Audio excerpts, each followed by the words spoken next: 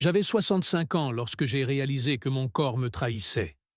Ce n'était pas un diagnostic médical, ni un problème de santé grave. C'était quelque chose de beaucoup plus intime, beaucoup plus silencieux, quelque chose qu'aucun homme ne veut admettre, même à lui-même. C'était une nuit comme les autres. Ma femme et moi avions dîné, regardé un film, et lorsque nous sommes allés dans notre chambre, les choses ont commencé naturellement, comme cela se passait depuis 4 décennies. Ses yeux avaient toujours cette lueur, cette invitation. Ses mains savaient encore exactement où me toucher. Mais mon corps ne répondait tout simplement pas. Cette nuit-là, j'ai fait semblant. J'ai dit que j'étais fatigué, que j'avais eu une journée difficile. Elle a compris, ou a fait semblant de comprendre. Elle m'a embrassé sur le front et s'est tournée vers le côté. Et je suis resté là, à regarder le plafond, ressentant quelque chose que je n'avais jamais ressenti auparavant, une peur profonde, viscérale, parce que ce n'était pas la première fois. Cela durait depuis des mois, peut-être des années. Je ne voulais simplement pas l'admettre. Au début, j'ai pensé que c'était la fatigue, puis du stress. Ensuite, j'ai essayé de me convaincre que c'était normal, que les hommes de mon âge passaient par là. J'ai inventé 1000 excuses pour ne pas affronter la réalité. Et la réalité, c'est qu'à 65 ans, après avoir passé toute ma vie à me sentir sûr de ma masculinité, j'étais confronté à ce que tous les hommes redoutent, l'incapacité de répondre quand cela compte le plus. Ce que je ne savais pas cette nuit-là, alors que je fixais le plafond, le cœur serré, c'est que ce moment ne serait pas la fin de ma vie intime. Ce n'était que le début d'un voyage qui allait me faire découvrir quelque chose qui allait tout changer. Quelque chose qu'aucun médecin ne m'avait dit, qu'aucun ami n'avait mentionné, qui ne figurait dans aucun livre de développement personnel. Une solution si simple qu'elle semblait impossible. Une approche qui a non seulement résolu mon problème, mais m'a fait me sentir 20 ans plus jeune en quelques semaines seulement. Et plus important encore, elle a sauvé mon mariage de 4 décennies d'une manière que je n'aurais jamais cru possible. Avant ce moment dévastateur, ma vie semblait parfaite aux yeux de tous. Je me levais tôt, je travaillais encore quelques heures par jour dans l'entreprise que j'avais créée, je jouais au golf avec des amis le jeudi et j'avais un mariage que beaucoup enviaient. Anna et moi étions ensemble depuis 42 ans. Je l'ai rencontrée quand j'avais seulement 23 ans. Elle en avait 21. C'était lors d'un bal à l'université. Elle étudiait la littérature, moi la gestion. Dès le premier instant, nous avons eu une connexion qui allait au-delà des mots. Et une partie de cette connexion a toujours été physique. Même après des décennies passées ensemble, après avoir élevé 2 enfants, affronté des hauts et des bas financiers, des problèmes de santé et toutes les tempêtes qu'un long mariage rencontre, notre intimité a toujours été un refuge. Un endroit où, peu importe ce qui se passait à l'extérieur, nous pouvions nous reconnecter profondément. Je n'ai jamais été du genre à en parler ouvertement. Les hommes de ma génération ne parlent pas de leur vie intime, même pas avec leurs amis proches. Mais si je suis honnête, je dirais que j'ai toujours été fier de notre connexion physique.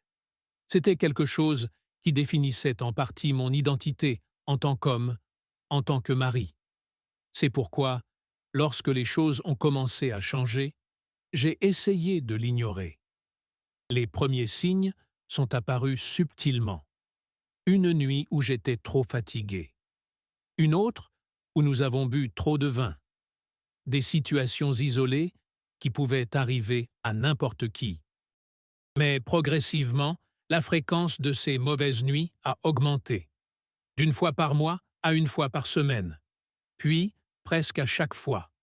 Le schéma était toujours le même. Le désir était là, l'envie était là, mais mon corps ne coopérait tout simplement pas. J'ai commencé à éviter les moments d'intimité. Je me couchais après elle, prétextant que je voulais finir de regarder une émission. Je me réveillais avant elle, disant que j'avais des choses à faire. Je trouvais des excuses pour ne pas prendre la douche avec elle, quelque chose que nous faisions depuis des décennies. Anna s'en est rendue compte, bien sûr. Une femme ne passe pas 40 ans avec un homme sans connaître chaque détail de sa vie. Au début, elle n'a rien dit. Puis, elle a essayé de discuter. « Tout va bien, Carlos? Tout va bien entre nous ?» me demandait-elle avec ses yeux qui ont toujours vu clair en moi. Et je mentais.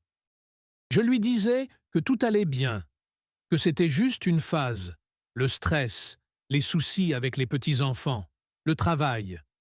Tout pour ne pas admettre ce qui se passait. Parce qu'admettre, c'était rendre réel. Et je n'étais pas prêt pour cette réalité. Ce que je ne réalisais pas, c'est qu'en essayant de protéger ma fierté, je créais une distance entre nous. Une distance qui grandissait chaque nuit où nous nous tournions du dos l'un à l'autre, à chaque occasion manquée de se rapprocher. Jusqu'à ce que cette nuit arrive. La nuit où je n'ai plus pu faire semblant, ni pour elle, ni pour moi-même. La nuit où j'ai dû accepter le fait que quelque chose n'allait vraiment pas. Pas seulement avec mon corps, mais avec la façon dont je gérais la situation. C'est là que j'ai réalisé que je ne perdais pas seulement ma puissance physique. Je perdais quelque chose de bien plus précieux, le lien avec la femme que j'avais aimée toute ma vie d'adulte. Le lendemain matin, après cette nuit terrible, j'ai regardé mon reflet dans le miroir de la salle de bain pendant qu'Anna dormait encore. J'ai vu un homme que je ne reconnaissais pas.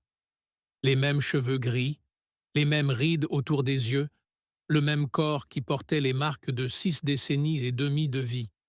Mais il y avait quelque chose de différent dans son regard. Un vide, une honte que je n'avais jamais vue auparavant. J'ai décidé qu'il fallait que je fasse quelque chose. J'ai d'abord pensé à consulter un médecin. Mais l'idée de m'asseoir en face de quelqu'un, peut-être beaucoup plus jeune que moi, et d'admettre que je n'y arrivais plus, non, je ne pouvais pas imaginer cette conversation. La fierté, cette compagne silencieuse de tant d'hommes, m'en empêchait. J'ai donc fait ce que beaucoup d'hommes de ma génération faisaient lorsqu'ils étaient confrontés à des problèmes. J'ai essayé de les résoudre seul. J'ai commencé par faire des recherches discrètes, sur Internet, en utilisant des termes vagues. Problème masculin après 60 ans, difficultés dans la vie intime, comment améliorer ses performances au lit. Ce que j'ai trouvé était effrayant. Apparemment, je n'étais pas seul. Des millions d'hommes étaient confrontés au même problème. Selon les études, plus de 45% des hommes brésiliens souffrent d'un certain degré de dysfonction érectile. Chez les hommes de plus de 60 ans, ce chiffre grimpe à près de 70%. Ces chiffres auraient dû me réconforter, mais ce n'était pas le cas. Au contraire, ils ont rendu tout cela plus réel, plus définitif. Ce n'était pas seulement une phase passagère, c'était un état, une condition qui affectait mon mariage, mon estime de moi, mon identité en tant qu'homme. Les articles médicaux parlèrent de causes physiques, problèmes cardiovasculaires, diabète, cholestérol élevé, effet des médicaments. Ils mentionnaient également des causes psychologiques, stress, anxiété, dépression. Et plus je lisais, plus je reconnaissais des signes chez moi. L'hypertension que je contrôlais avec des médicaments depuis des années. Le stress chronique d'une vie passée à gérer une entreprise. La peur constante de ne pas être à la hauteur. Mais c'est lorsque j'ai lu les effets sur les relations que j'ai vraiment pris conscience de la gravité de la situation. Les statistiques montraient qu'environ 70% des couples connaissaient des conflits conjugaux liés à des problèmes d'intimité, que 15 à 20% des séparations étaient liées à des dysfonctionnements sexuels. 42 ans de mariage, 2 enfants élevés, 5 petits-enfants, une vie entière construite avec Anna. Tout cela pouvait-il être en danger? Et ce n'était pas seulement la peur de perdre Anna, c'était la peur de me perdre moi-même. Parce que je le veuille ou non, une partie de mon identité a toujours été liée à ma capacité à être un bon mari dans tous les sens du terme, y compris dans l'intimité. Au cours des semaines qui ont suivi, j'ai tout essayé. J'ai complètement arrêté de boire. J'ai commencé à faire des promenades quotidiennes. J'ai essayé de réduire mon stress. J'ai pris des compléments vitaminés qui promettaient plus de vitalité. Rien n'a fonctionné. Chaque nuit devenait une source d'anxiété. Chaque geste d'Anna, chaque regard qui auparavant me remplissait de désir, me remplissait désormais de peur. Peur d'essayer et d'échouer à nouveau. Et cette peur ne faisait qu'empirer les choses. Je me suis retrouvé pris dans un cercle vicieux, cruel. Plus j'avais peur d'échouer, plus j'étais sûr d'échouer. L'anxiété de performance, qui touche 85% des hommes souffrant de ce problème, était devenue ma compagne constante. C'est alors qu'Anna a finalement affronté la situation. Non pas avec colère ou frustration, mais avec l'amour de quelqu'un qui a passé toute sa vie à mes côtés. Carlos, m'a-t-elle dit alors que nous étions assis sur la terrasse un dimanche après-midi, nous devons parler de ce qui se passe entre nous. Il ne se passe rien, ai-je répondu automatiquement, mon vieil instinct de déni prenant le dessus avant même que je puisse réfléchir. Anna m'a pris la main, ses doigts entrelacés dans les miens, comme elle l'avait fait tant de fois au cours de nos 42 années de vie commune. « Exactement, dit-elle doucement, il ne se passe rien. Et c'est ça le problème. » À ce moment-là, quelque chose s'est brisé en moi. Une barrière que j'avais construite pendant des mois, peut-être des années. Et les mots ont commencé à sortir, maladroits au début, puis dans un flot que je ne pouvais plus contrôler. Je lui ai parlé de la peur que je ressentais chaque fois que nous allions dans la chambre, de la honte qui me consumait chaque fois que mon corps ne répondait pas, de la façon dont je me sentais moins homme, moins digne de son amour. Anna a écouté en silence, sans jamais quitter mon regard. Quand j'ai eu fini, elle a simplement dit « Pourquoi tu ne m'en as pas parlé avant ? Ça n'a jamais été seulement ça entre nous. » Cette conversation a été le premier pas d'un voyage qui allait tout changer. Le lendemain, j'ai fait ce que j'aurais dû faire des mois auparavant. J'ai pris rendez-vous chez un urologue. Le docteur Ricardo avait environ 50 ans. Il était plus jeune que moi, mais pas au point de me mettre complètement mal à l'aise. Après des examens physiques et une série de questions, il m'a regardé avec le calme de quelqu'un qui voit ce même problème tous les jours. « Monsieur Carlos, ce qui vous arrive est extrêmement courant. Ce n'est pas la fin de votre vie sexuelle, loin de là. Nous avons plusieurs options de traitement. » Il m'a expliqué les médicaments oraux, tels que le sildenafil, le tadalafil et le vardenafil. Il m'a parlé de leur fonctionnement, de leurs effets secondaires potentiels et de leur efficacité. C'était une solution rapide, m'a-t-il dit, et elle fonctionnait pour beaucoup d'hommes. Je suis sorti du cabinet avec une ordonnance et une petite lueur d'espoir. Le soir même, j'ai acheté le médicament dans une pharmacie loin de chez moi, où personne ne me connaissait. Je me sentais comme un adolescent achetant des préservatifs pour la première fois, avec ce mélange de honte et d'excitation. Ça a marché. La première nuit, ça a parfaitement marché. Anna et moi avons renoué d'une manière qui ne s'était pas produite depuis des mois. Pendant quelques heures, j'ai eu l'impression d'avoir retrouvé ma vie. Mais les effets secondaires sont apparus. Des maux de tête intenses, une congestion nasale, une sensation étrange de pression dans les yeux, et pire encore, la conscience aiguë que je dépendais désormais d'une pilule pour être qui j'avais toujours été. La spontanéité avait disparu. Chaque moment d'intimité devait être planifié, chronométré. Au bout de quelques semaines, j'ai commencé à remarquer que j'avais besoin de doses plus importantes pour obtenir le même effet. Le médecin m'avait prévenu que le corps pouvait développer une tolérance. Nous avons essayé d'autres médicaments de la même classe, avec des résultats similaires. C'est alors que j'ai commencé à explorer d'autres solutions. J'ai lu des articles sur les thérapies hormonales, les dispositifs externes, les interventions chirurgicales. Chaque option semblait plus invasive et moins naturelle que la précédente. Et à chaque étape de ce parcours, le même sentiment sous-jacent était présent. Je luttais contre mon propre corps, essayant de le forcer à faire quelque chose qu'il ne voulait plus faire naturellement. En parallèle, j'ai commencé à fréquenter un groupe de soutien en ligne anonyme pour les hommes ayant le même problème. Cela a été révélateur de découvrir combien d'autres personnes étaient confrontées exactement aux mêmes questions. Des hommes de tous âges, bien que la plupart aient plus de 50 ans, des entrepreneurs, des médecins, des enseignants, des ouvriers. Le problème ne faisait aucune distinction de profession, de classe sociale ou de région. Là, dans des conversations sincères protégées par l'anonymat, j'ai entendu des histoires qui faisaient écho à la mienne. Des hommes qui, comme moi, avaient attendu des mois ou des années avant de demander de l'aide. Qui avait mis en péril des relations de longue date, par honte ou par fierté? Qui avait essayé divers traitements avec des résultats variables? C'est sur l'un de ces forums que j'ai entendu parler pour la première fois d'approches plus naturelles.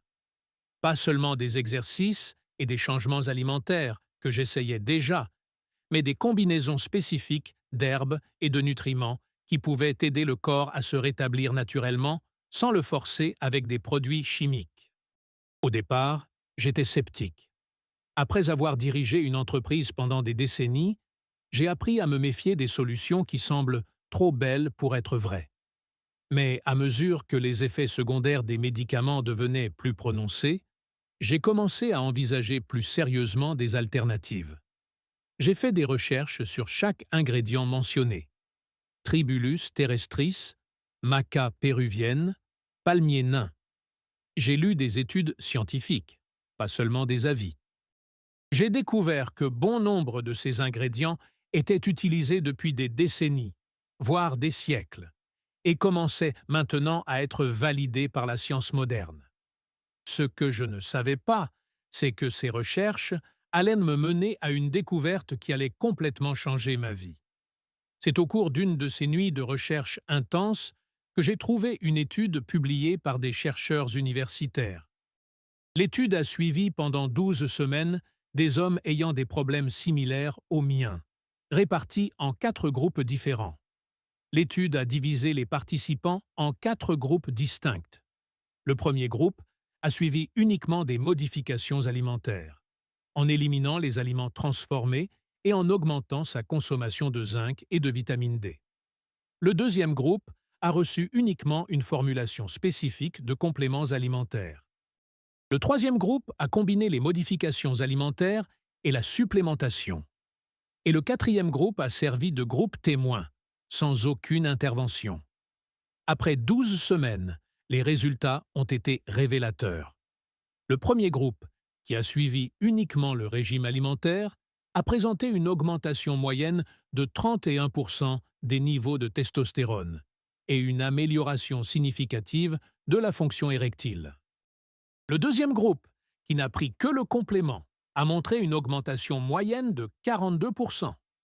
Mais c'est le troisième groupe, qui a combiné régime alimentaire et supplémentation, qui a obtenu les résultats les plus impressionnants avec une augmentation moyenne de 73% des niveaux de testostérone et une récupération presque complète de la fonction érectile naturelle.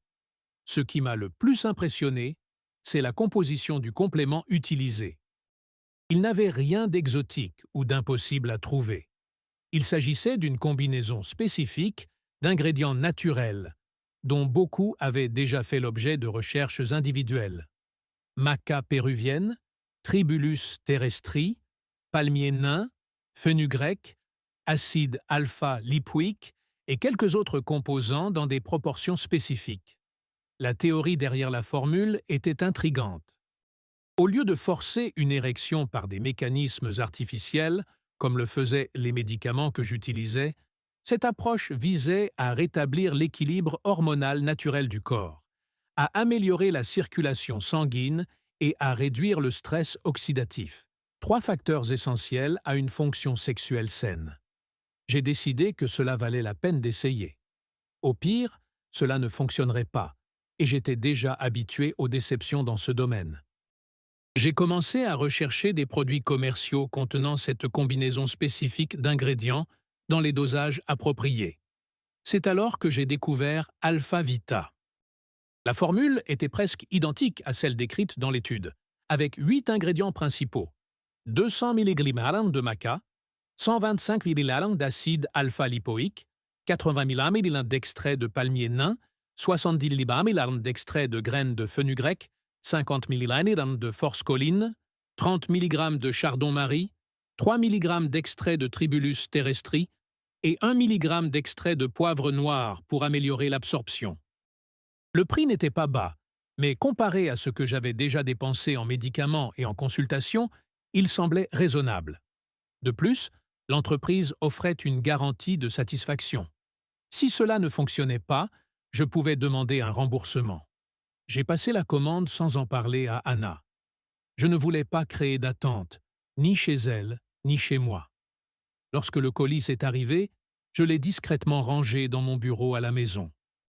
L'emballage était élégant et discret, sans aucune indication sur son contenu.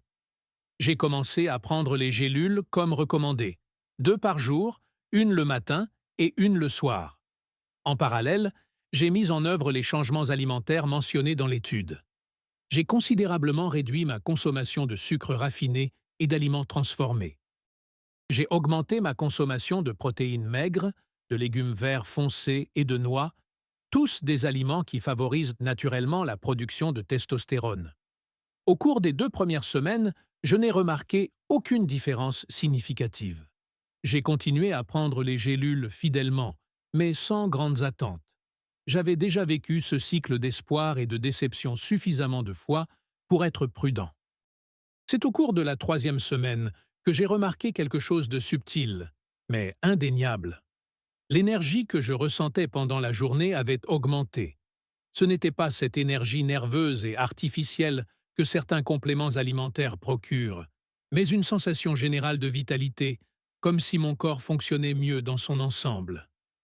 Au cours de la 4e semaine, j'ai remarqué que je dormais mieux. Je me réveillais reposé, ce qui ne m'était pas arrivé depuis longtemps. Puis, lors d'un dîner romantique qu'Anna avait organisé pour fêter notre petit anniversaire, j'ai ressenti quelque chose que je n'avais pas ressenti depuis des mois. Un désir naturel, spontané, sans la peur ou l'anxiété qui étaient devenus mes compagnons permanents. Cette nuit-là, pour la première fois depuis près d'1 an, nous avons réussi à nous connecter intimement sans aucune aide artificielle. Sans planification, sans pilule, sans la pression de la performance qui avait gâché tant de nuits précédentes. Ce n'était pas parfait, et je savais que je n'étais qu'au début d'un processus. Mais c'était réel, c'était naturel, et surtout, c'était sans peur. Le lendemain matin, j'ai tout raconté à Anna. Je lui ai parlé d'Alpha Vita, des changements dans mon alimentation, de ce que je ressentais. Elle m'a souri de cette façon qui m'a fait tomber amoureux d'elle dès le premier jour et m'a dit « J'ai remarqué une différence chez toi avant même hier soir. Tu sembles plus présent, plus toi-même. » J'ai poursuivi le régime pendant les semaines suivantes, ajustant mon alimentation au fur et à mesure que j'en apprenais davantage, tout en continuant à prendre régulièrement des compléments alimentaires. Et les résultats ont continué à s'améliorer. Ce n'était pas un remède miracle du jour au lendemain. C'était un processus graduel de guérison, de reconnexion avec mon propre corps. Certaines semaines étaient meilleures que d'autres. Il y avait des moments de doute, des moments où l'ancienne peur tentait de revenir. Mais la différence fondamentale était que désormais, je ne forçais plus mon corps à faire quelque chose d'artificiel. Je lui donnais simplement ce dont il avait besoin pour fonctionner naturellement, comme il l'avait fait pendant tant de décennies auparavant. 3 mois après avoir commencé à prendre Alpha Vita, ma vie avait changé de manière bien plus profonde que dans ma chambre. Le changement le plus évident et le plus immédiat était bien sûr le rétablissement de ma fonction sexuelle. Peu à peu, semaine après semaine, mon corps a recommencé à réagir naturellement, sans médicaments, sans planification, sans cette ombre constante d'anxiété. Mais ce qui m'a vraiment surpris, c'est tous les autres domaines de ma vie qui ont recommencé à s'épanouir. Mon énergie quotidienne a considérablement augmenté. Avant, vers 3 heures de l'après-midi, j'étais déjà épuisé, impatient de rentrer chez moi et de m'affaler dans mon fauteuil. Maintenant, je gardais une énergie constante tout au long de la journée et j'avais encore envie de faire des activités le soir, qu'elles soient intimes ou non. Mon humeur a également changé radicalement. L'irritabilité qui était devenue une partie de ma personnalité ces dernières années, quelque chose que j'attribuais simplement à l'âge, a considérablement diminué. J'étais plus patient, plus présent dans les conversations, plus capable d'apprécier les petits moments de la journée. Mon sommeil, ce baromètre si important de la santé, s'est considérablement amélioré. Avant, je me réveillais 2 ou 3 fois par nuit, souvent avec difficulté pour me rendormir. Maintenant, je dormais 7 à 8 heures d'affilée, me réveillant naturellement reposé, sans cette sensation de lourdeur qui m'accompagnait habituellement. Ma concentration et ma clarté d'esprit se sont également améliorées. Dans l'entreprise, que je dirigeais désormais davantage en tant que conseiller qu'en tant que cadre, j'ai remarqué que je pouvais suivre plus facilement des discussions complexes, apporter des idées plus créatives et prendre des décisions avec plus d'assurance. Même mon apparence physique avait changé. Pas de façon spectaculaire. J'avais tout de même 65 ans. Mais mes amis et ma famille ont commencé à me dire que j'avais l'air plus jeune, plus dynamique. Anna disait que mes yeux avaient retrouvé une éclat qu'elle n'avait pas vu depuis des années. Mais le changement le plus profond s'est sans aucun doute produit dans mon mariage. Le regain d'intimité physique n'était qu'un début. Ce qui a vraiment changé, c'est la qualité de notre relation. Sans cette barrière invisible de honte et d'inadéquation que j'avais érigée, nous communiquions à un niveau que nous n'avions pas connu depuis des années. Nous parlions davantage, de tout. Nous riions davantage. Nous nous touchions plus souvent, pas seulement dans les moments intimes, mais dans les petits gestes quotidiens. Nous nous tenions la main pendant une promenade. Nous nous embrassions dans la cuisine pendant que nous préparions le dîner. Nous nous embrassions de manière inattendue pendant que nous regardions la télévision. Anna a dit quelque chose que je n'oublierai jamais. Nous étions assis sur la terrasse par une douce soirée, regardant le ciel étoilé, quand elle s'est tournée vers moi et m'a dit « Tu es revenu vers moi, pas seulement au lit, mais ici. » Et elle a touché ma poitrine, au-dessus de mon cœur. « Tu m'as manqué. » J'ai alors compris que le problème n'avait jamais été uniquement physique. La dysfonction érectile en était le symptôme le plus visible. Mais ce qui se passait réellement était une déconnexion plus profonde de mon corps, de mes émotions, de ma femme et, en fin de compte, de moi-même. Alpha Vita, associé à des changements dans mon alimentation et mon mode de vie, n'avait pas seulement restauré ma fonction sexuelle. Il avait rétabli mon équilibre hormonal naturel, ce qui avait eu des répercussions sur tout: mon énergie, mon humeur, mes capacités cognitives, ma vitalité générale. C'était comme si tout mon être avait été recalibré. J'ai commencé à partager mon expérience discrètement avec quelques amis proches, des hommes de mon âge qui, je le soupçonnais, pouvaient être confrontés à des difficultés similaires. Les premières conversations étaient bien sûr gênantes. Les hommes de ma génération n'ont pas été élevés pour parler ouvertement de ces questions. Mais ce qui m'a surpris, c'est de découvrir combien d'entre eux luttaient en silence contre les mêmes problèmes. Certains avaient déjà essayé des médicaments, avec des résultats variables et les mêmes effets secondaires que j'avais connus. D'autres avaient simplement accepté la situation comme une conséquence inévitable du vieillissement, renonçant à une partie importante de la vie qu'ils avaient autrefois chérie. J'ai partagé avec eux ce que j'avais appris, pas en tant qu'expert ou vendeur, mais en tant qu'ami qui avait trouvé une solution qui lui convenait. Certains étaient sceptiques, ce que je comprenais parfaitement. D'autres étaient suffisamment curieux pour essayer. L'un de ses amis, Roberto, m'a appelé quelques semaines plus tard. Sa voix, habituellement posée, était pleine d'une énergie que je n'avais pas entendue depuis des années. « Je ne sais pas ce qu'il y a dans ces gélules, » m'a-t-il dit, « mais Martha et moi voulions vous remercier. » Il n'avait pas besoin d'en dire plus. J'avais parfaitement compris ce qu'il voulait dire. J'ai alors réalisé que ce que j'avais trouvé n'était pas seulement une solution à un problème physique, c'était une seconde chance. Une occasion de vivre cette phase de la vie, non pas comme une période de déclin et de résignation, mais comme une nouvelle étape, avec ses propres possibilités et ses propres plaisirs. Et peut-être plus important encore, j'ai appris que bon nombre des effets inévitables du vieillissement que nous acceptons comme absolus sont en fait souvent réversibles ou gérables. Que nos corps, même après 6, 7 ou 8 décennies, ont encore une capacité remarquable à réagir positivement lorsqu'ils reçoivent ce dont ils ont besoin. Pour Anna et moi, ce voyage n'était pas seulement une question de retrouver ce que nous avions perdu. Il s'agissait de découvrir une nouvelle forme d'intimité qui intègre tout ce que nous avons appris au cours de 4 décennies passées ensemble, avec cette nouvelle appréciation de la fragilité et de la préciosité du lien humain. Nous avons récemment fêté nos 43 ans de mariage. Nous avons célébré cet anniversaire avec un petit voyage à la plage, rien que tous les deux. Ce fut une célébration non seulement de notre passé commun, mais aussi de notre présent revitalisé et des possibilités qui nous attendent encore à l'avenir. À 65 ans, j'ai redécouvert une partie de moi-même que je pensais avoir perdue à jamais. Et ce faisant, j'ai redécouvert bien plus encore. Pilier 7. Action. Aujourd'hui, près d'1 an après cette nuit terrible où j'ai regardé mon reflet dans le miroir avec honte et désespoir, je regarde en arrière et je reconnais à peine cet homme. Non pas parce que j'ai complètement changé. J'ai toujours les mêmes cheveux gris, les mêmes rides, la même histoire.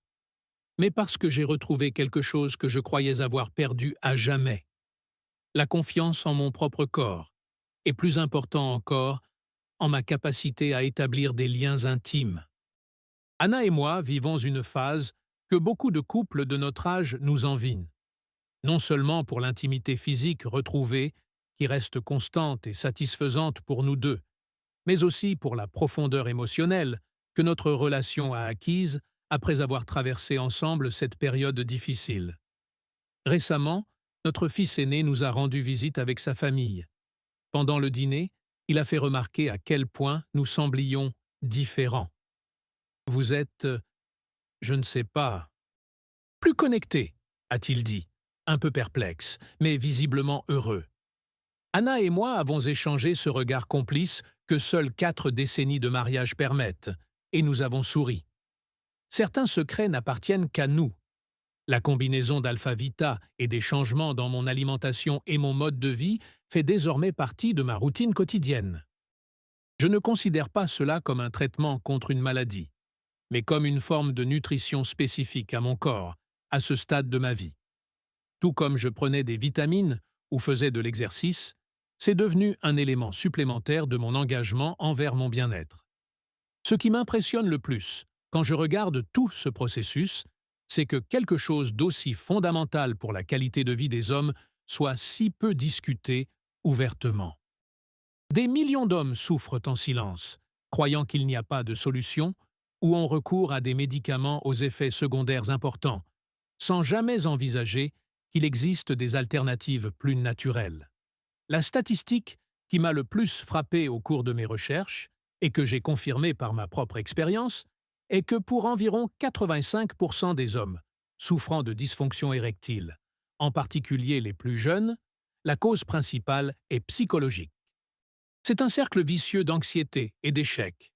Mais même dans des cas comme le mien, où des facteurs physiques tels que l'âge et l'état de santé jouent un rôle, la psychologie reste extrêmement importante. Alpha-Vita a fonctionné pour moi non seulement grâce à ses effets physiques directs, mais aussi parce qu'il m'a donné suffisamment de confiance pour briser ce cycle d'anxiété. Lorsque mon corps a recommencé à réagir naturellement, l'anxiété a diminué, ce qui a encore amélioré les performances, créant ainsi un cercle vertueux plutôt que vicieux. Si vous regardez cette vidéo, vous êtes probablement confronté à des défis similaires à ceux que j'ai rencontrés. Peut-être êtes-vous au début de ce parcours, ressentant les premiers signes de changement dans votre corps. Ou peut-être que vous vous battez en silence depuis des années, essayant des traitements qui n'ont pas fonctionné ou qui ont eu des effets secondaires inacceptables. Sachez que vous n'êtes pas seul. Ce que vous vivez n'est pas un verdict définitif sur votre masculinité ou votre capacité à avoir des relations intimes. Il existe des solutions qui peuvent fonctionner naturellement, sans forcer votre corps avec des produits chimiques, sans planification minutieuse, sans vous priver de la spontanéité qui est si fondamentale à l'expérience humaine. S'il y a une leçon que j'ai apprise au cours de ce parcours, c'est que nos corps ont une incroyable capacité de guérison et de régénération lorsqu'ils reçoivent ce dont ils ont besoin. Même à 60, 70 ou 80 ans. Même après des décennies d'habitudes malsaines. Même lorsque les médecins et la société nous disent que certains changements sont inévitables ou irréversibles. Il y a quelques mois, lors d'une consultation de routine, mon médecin a regardé mes résultats avec un air surpris. Mes niveaux hormonaux, ma tension artérielle, mes marqueurs inflammatoires, tout s'était considérablement amélioré. « Que faites-vous » m'a-t-il demandé. Lorsque je lui ai parlé d'Alpha-Vita et de mes changements alimentaires, il a pris des notes détaillées. « Je vais me renseigner » m'a-t-il dit. « On dirait que ça marche vraiment pour vous. » Pour Anna et moi, ce parcours nous a apporté quelque chose d'inattendu. Une seconde lune de miel, non seulement physique, mais aussi émotionnelle. Une chance de nous redécouvrir après plus de 4 décennies passées ensemble. Une occasion de créer de nouveaux souvenirs, de nouveaux liens, de nouveaux moments d'intimité qui enrichissent notre histoire commune. Si vous regardez cette vidéo et que vous vous identifiez à mon histoire, je voudrais vous laisser un message d'espoir. Ce qui a fonctionné pour moi ne fonctionnera peut-être pas exactement de la même manière pour vous. Nous sommes tous différents, avec des histoires et des conditions de santé uniques. Mais le principe fondamental reste le même. Votre corps a une incroyable capacité de récupération lorsqu'il reçoit les nutriments et le soutien dont il a besoin. N'acceptez pas que certains aspects de la vie prennent fin simplement parce que vous avez atteint un certain âge. Ne vous résignez pas à perdre les liens intimes qui sont essentiels au bien-être humain. Et surtout, ne souffrez pas en silence par honte ou par fierté, comme je l'ai fait pendant si longtemps. Aujourd'hui, à 66 ans, je me sens plus vivant, plus présent et plus connecté qu'à 55 ans. Non pas parce que j'ai rajeuni comme par magie, mais parce que j'ai retrouvé des parties de moi-même que je pensais avoir perdues à jamais. Si vous souhaitez en savoir plus sur ce qui m'a aidé dans ce parcours, vous trouverez le lien vers Alpha-Vita dans le commentaire épinglé sous cette vidéo. Ce n'est pas une solution miracle, et cela nécessite un engagement à changer de mode de vie. Mais, pour moi, cela a fait toute la différence. Quelle que soit la voie que vous choisirez, n'oubliez pas, l'intimité, la connexion, la vitalité ne sont pas seulement l'apanage de la jeunesse. Ce sont des droits humains fondamentaux à tout âge. Et ils sont souvent plus à notre portée que nous ne le pensons. Si mon histoire aide ne serait-ce qu'une seule personne à retrouver le chemin vers elle-même et vers ceux qu'elle aime, cela aura valu la peine de la partager. Merci de m'avoir écouté.